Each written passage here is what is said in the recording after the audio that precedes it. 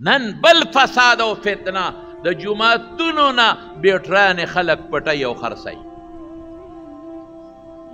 اوس به زه د خدای د کور څوکۍ کومه، اوس به زه د الله د مال، د جومات شیخ خو د الله دی، زه به د الله د مال حفاظت به کوم. اوس به زه د جومات د بیټرۍ څوکۍ کوم. ولې؟ د هندوستان نه د سړی هندو راځي د هغه کوي، د فرانس نه عیسایي راځي هغه کوي، د روس نه روسي نه د هندوستان د سړی هندو دا نه کوي، دا د روس او د جاپان او د امریکې کافر نه کوي، دا زما مسلمان رور کوي. پیسه نشته ورسره، وګټه نرشه مړه، نرشه وګټه، مزدوري وکړه،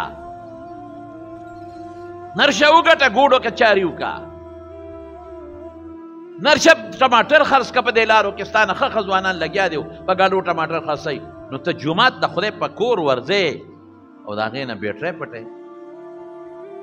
ژوند د ټول عمر دی، خدای له به نه ورځي، قبر له به نه ورځي، قیامت له به نه ورځي، اخرت له به نه ورځي. د څومره جوماتونو نه بیټرۍ پټه شوې، هلکه دروغ یم که رښتیا راته ویم، نن دا شروع دی صاحب، یو جومات هم پاتې نه دی بیټرۍ پټېږي، شیشې پټېږي خو شیشې اوچتې دي هغې له ګوتې نه ورځي، پکې پټېږي د جو دا رسېدلې ده خبره چې مسلمان، دا به مسلمان خو نه دی مړه ده، دا مسلمان نه دی چې ځان ته قرآن شریفونه کیدي او په هغې خو یې جو پکې راکوځوي، دا مسلمان دی، دا کافر دی، مرتد دی، واجب القتل.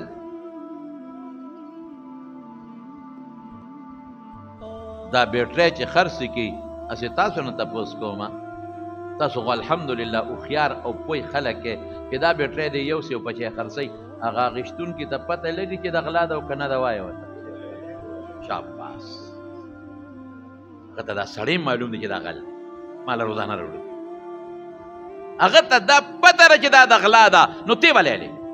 ته هم غلاګل شوې، تا ته خو پته نه، نو چې دا خو د ما کاروبار دی، زنا چلوه کاروبار دی، سود کوه کاروبار دی، دمې چلوه کاروبار دی، کاروبار دی ته وایي. د خدای کور موږ معاف نه که، یاد وساتئ مسلمانان، د خدای غضب در باندې روان دی، داسې پټه نه ده خبره پاتې.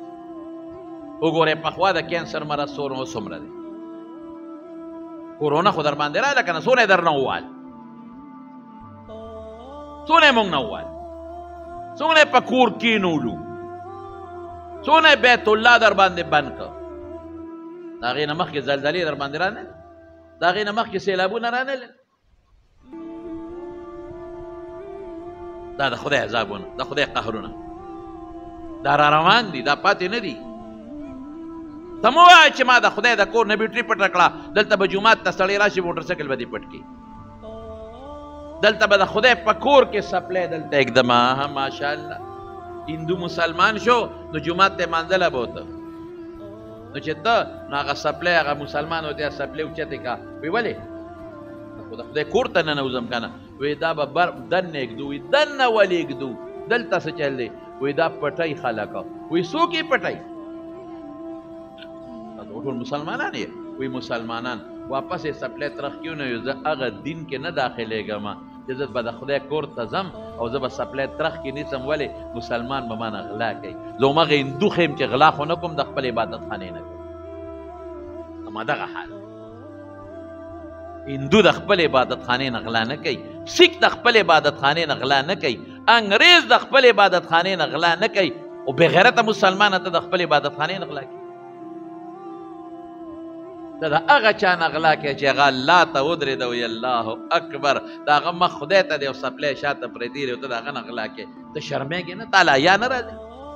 ته یېرېږې نه چې خدای به مې رونیسي، ته یېرېږې نه چې دا پیسې به رانه خدای په بله وباسي، ته یېرېږې نه چې په کینسر په مره به دې ور وغورځوي، ښځه بچې به دې ور وغورځوي،